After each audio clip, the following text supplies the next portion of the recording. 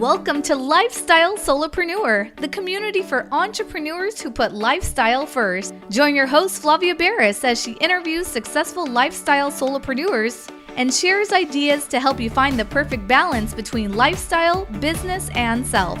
Flavia is an attorney, marketing expert, and founder of several online academies. She's been featured in major media, including BBC World News, The Wall Street Journal, The New York Post, ESPN Television, and more. Join us for this episode of Lifestyle Solopreneur.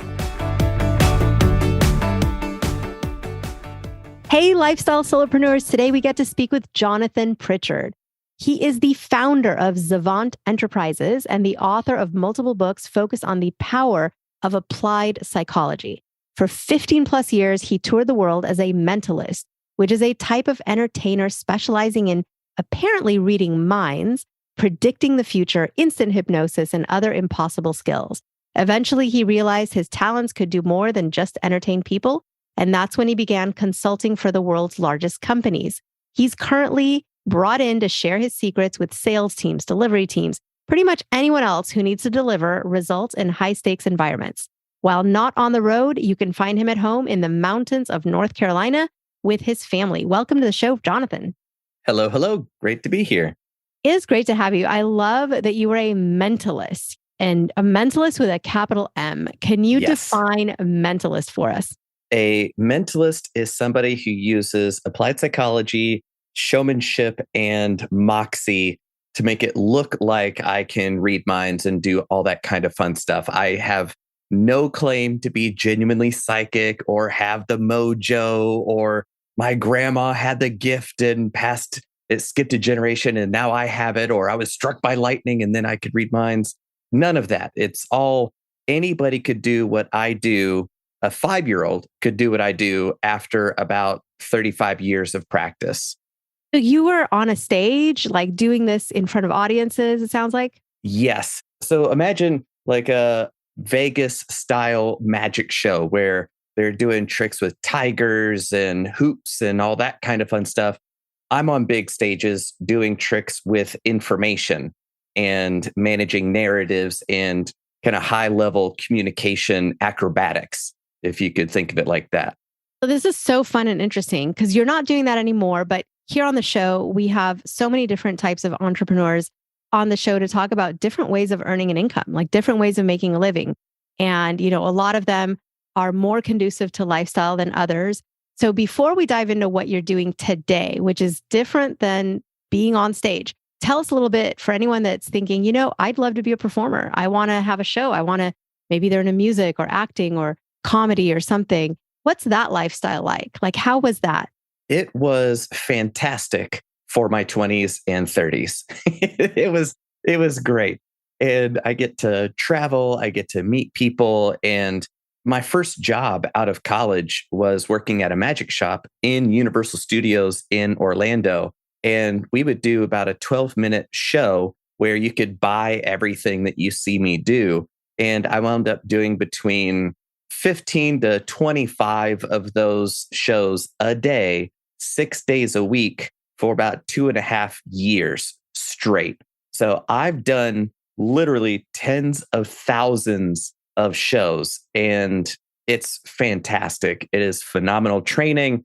Communication skills are the best ever. So getting to tour and live that rock star life is phenomenal. It does make it tough to have rock solid, lasting friendships with people who aren't about that life, right? Like if you go to a cocktail party and people ask you what you do, you really don't want to tell them because it's so far out of orbit. Like you're just this comet screaming through their nice and tidy solar system of, I'm a nice solid accountant. I have a nice solid 9-to-5 job. Oh, I've got the next 40 years of my life planned out to the last detail. What do you do, Jonathan? Oh, I'm a professional mind reader. I travel the world entertaining audiences and making them laugh and being the most interesting person in a room of 3,000 people, just that. So it provides a lot of opportunity for conversation but it can be very, very challenging waking up at 2 a.m. to drive through the night, to get on the plane, to fly out to the next show, do an early sales engagement where you're entertaining a whole bunch of salespeople, and then go hop on the plane to the next gig. Yeah, it can be really, really grueling, just like any other business. It really has its drawbacks. And isn't life great? Because life has seasons, there's like certain time and place for different ventures and different things you want to do. I often tell people that like that's when they get frustrated, like, well, I haven't done this thing yet that I wanted to do. It's like, well, you have, do it, do it in the future, do it now, go get started. It's okay that you haven't done it for the last 5 years. Do it for the next 5 years, and that's the beauty of life. You can make a big shift, do something different. So what did that shift look like for you? What was the catalyst to changing to what you do now? For a lot of my performing time, I entertained college students. So the college activities board would bring me in to fill one of their Thursday night entertainment slots. They're like, okay, we've got a singer-songwriter this week. Next week, we have a juggler. And the week after that, we have a mind reader coming. So that'd be me. I'd be the mind reader. And talking to students after the show was oftentimes my favorite part because, yeah, I'm weird to them because, I have to good grades in high school to get into a good college, to graduate with a degree, to get a good job, to retire with a gold watch, and die with 2.54 kids in the white picket fence. Like that's the story they're living. And then here I come, like, what are you? So after my shows, I would just talk to students in the autograph line. And then about a year or two later, I start getting emails from people saying, hey, I don't know if you remember me, but you did a show at my school and you talked to me afterwards. And what you said really resonated with me. I made a whole bunch of changes and I couldn't be happier. So thank you so much. And that was my first inkling that this was kind of serious business, that it had value beyond me getting to live that glamorous rock star life. Oh, maybe other people would find value in hearing the way that I think about things and just giving them more opportunities. So that was the first hint.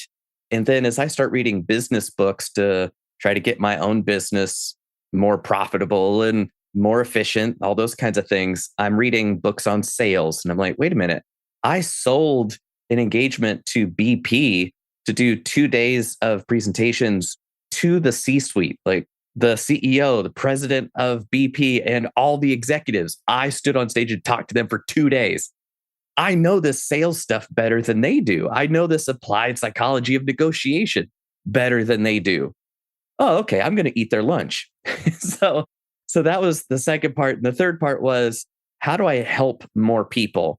As an entertainer, you help people laugh and forget their problems for an hour, and then they go right back to their problems. And a business is a sustainable way of solving problems. So if you can help a business be better at solving problems, every employee that works there, their life is better. The CEO's life is better. Every customer and client of that business is better. The families of all of those people are better because they have more energy and resources to whatever else it is that they want to do. So to me, helping businesses be better is one of the most effective ways that you can help the world be a better place. So that's why when people say, I want to make an impact, and then their strategy for doing that is trying to pass laws to threaten people with guns to behave a certain way, to me, that's fundamentally opposite to how I want to live my life, which is volunteer-only relationships, helping and encouraging freedom and personal responsibility and control over your time by helping other people solve cool problems that they voluntarily engage with.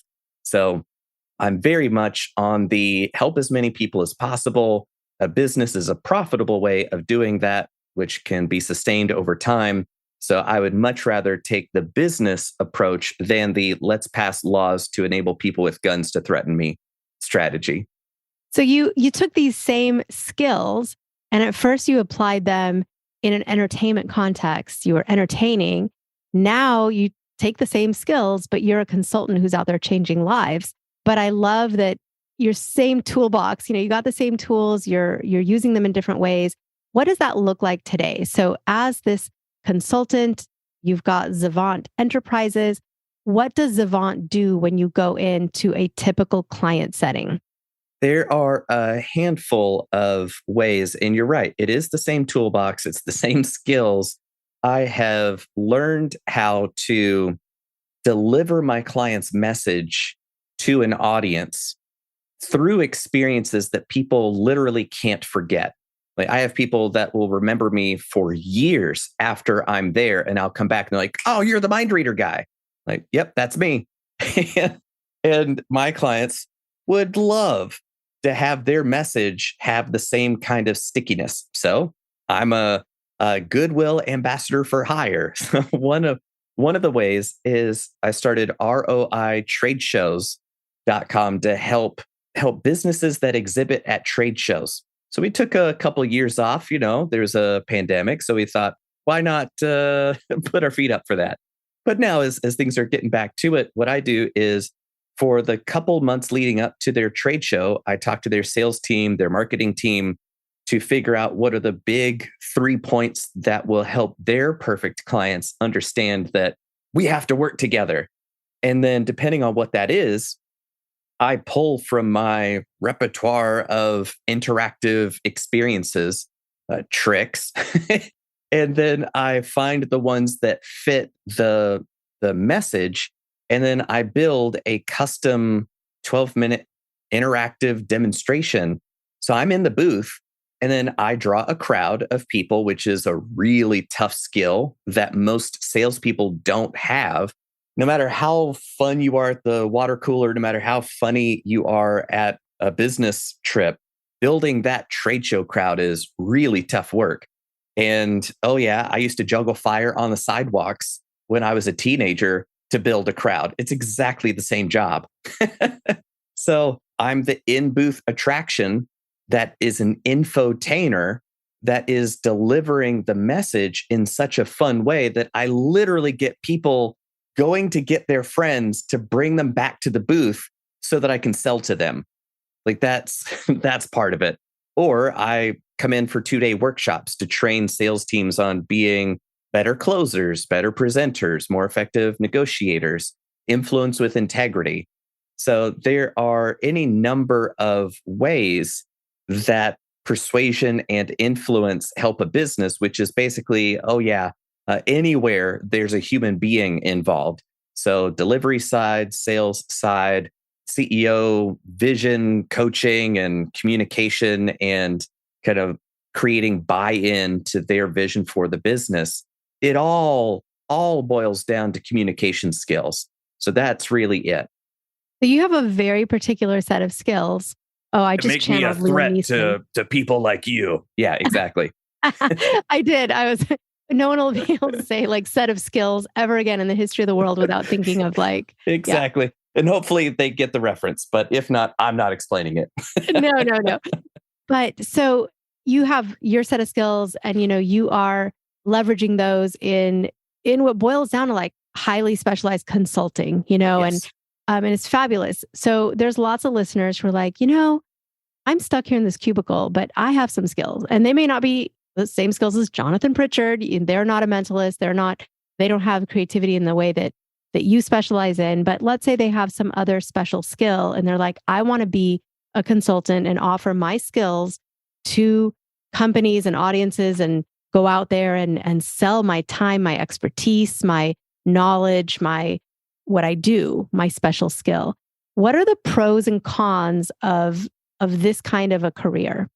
Realizing that your special skill is about 5% of what it takes to live the life you want. Because everybody has the special skill that they have, and the skills you need to make a success out of it are all exactly the same. It doesn't matter what you do. Are you an artist? Are you a really good coder? I couldn't care less what your special skill is. It's marketing. It's communicating your value. It's helping your ideal clients see you as an expert who they absolutely have to solve their very expensive problems. So marketing, sales, delivery at scale, influence, persuasion, client relationship management, all of that. It doesn't matter what thing you do, those are the skills that you have to have nailed down. And those are often the skills that most creative people I've seen rankle against the most, because I want to be free to do my art. I don't want to dirty my hands with business. I have a degree in painting. Like that's my background is art and the creative endeavors. And I just see so many awesome people ignore the business side of promoting yourself, of getting the word out, of how amazing you are, being uncomfortable, straight up owning how incredible you are at what you do.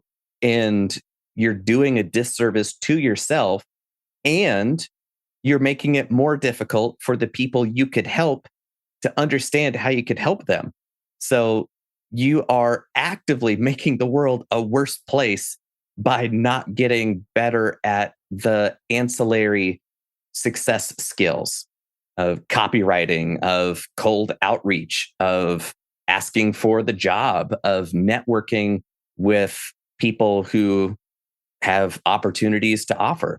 Right. So it's all the constellation of skills around the thing that most people ignore.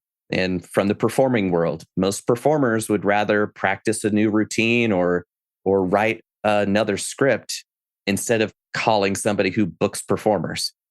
I love that you bring this up because often, especially in a solopreneur life where somebody's wearing all the hats, the one hat they just leave on the shelf is sales. Because asking for the work, asking for the gig, asking for payment, sending someone a proposal with terms, that is something that people, like you said, they sort of resist that because that's not art. That's not their thing, their special skill. And that's part of business. It's really hard. People will not, no matter how talented you are or good at something, generally you don't get people knocking down your door asking you, to hire you unless you do some level of sales and outreach and marketing. So I love that you brought that up, especially in the world of consulting. You really are kind of a salesperson for yourself, your own promoter, unless you've hired that role out. But I see a lot of solopreneurs who just are missing that department. Like their company of one just does not have a sales department. Right. So what's next for you?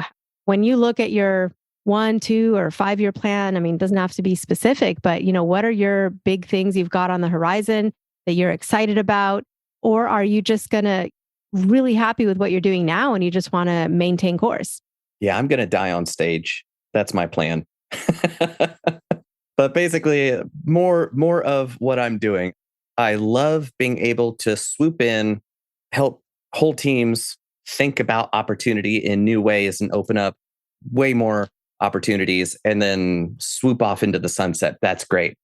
And now I'm getting more and more interested in kind of building that community of people who are dedicated to helping the world be a better place by helping people think about themselves and opportunities differently. So I'm really stoked about building that kind of online space where I can share everything I know with people who could make a living with it.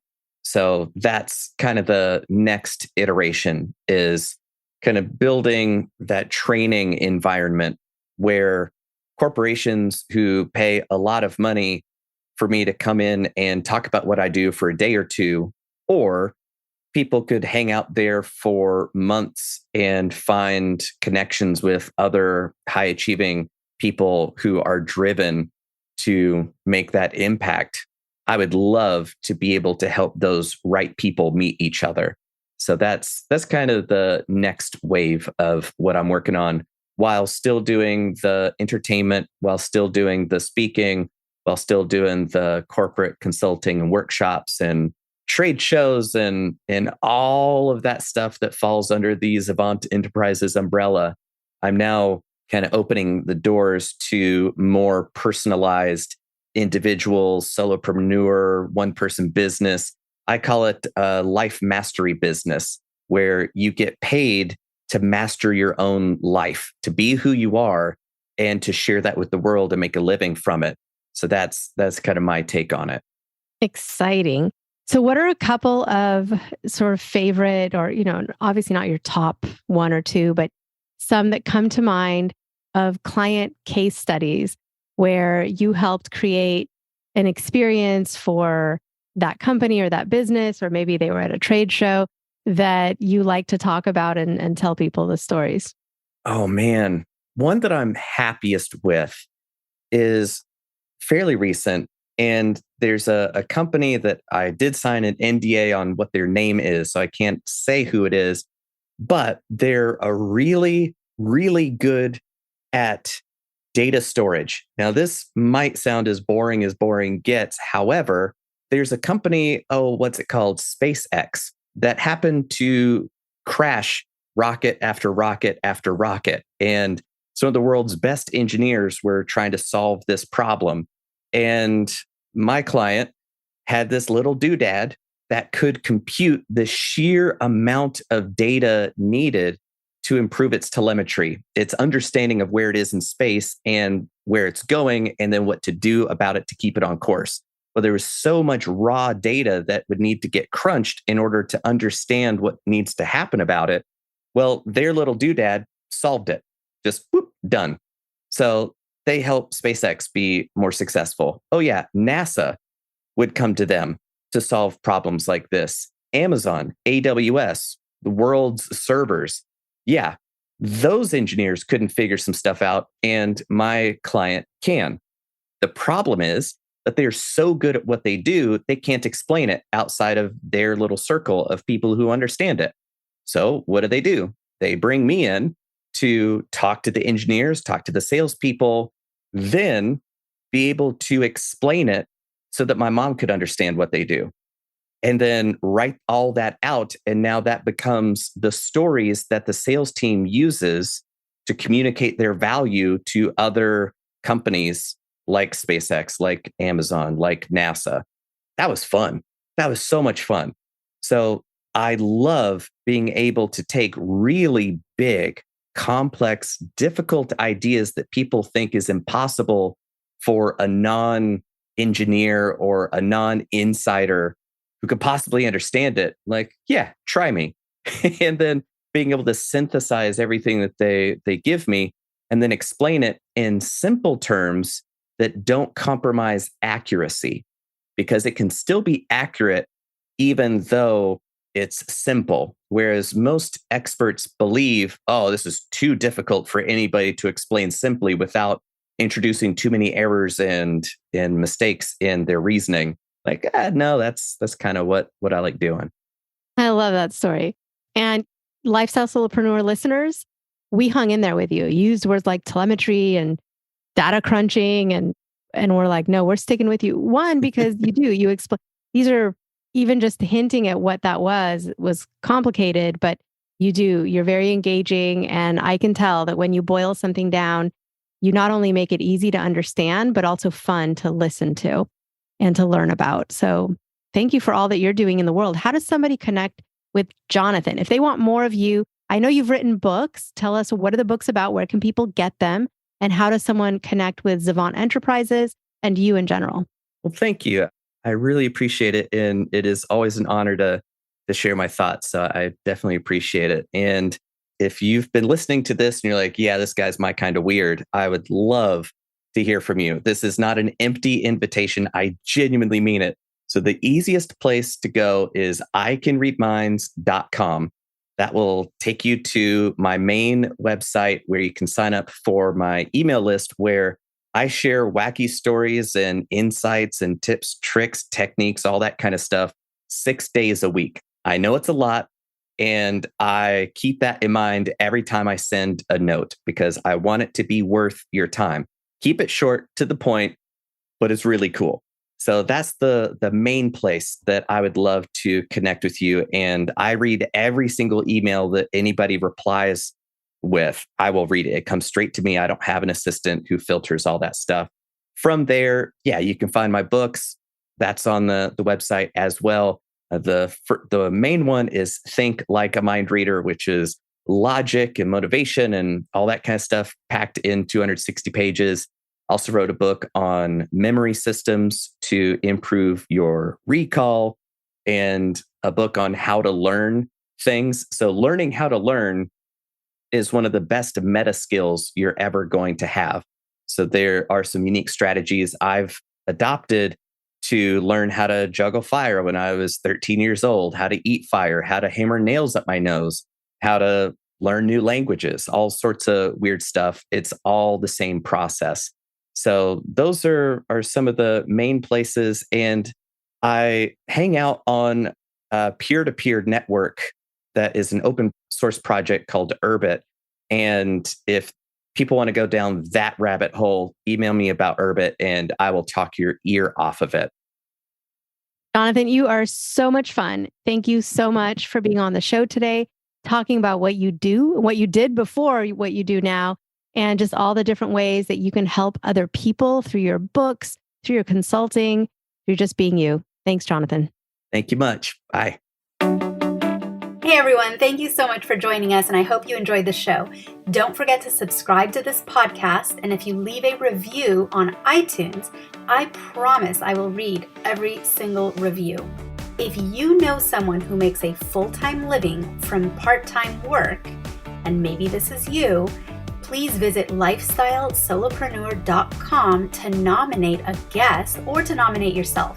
Because remember this, money doesn't buy happiness.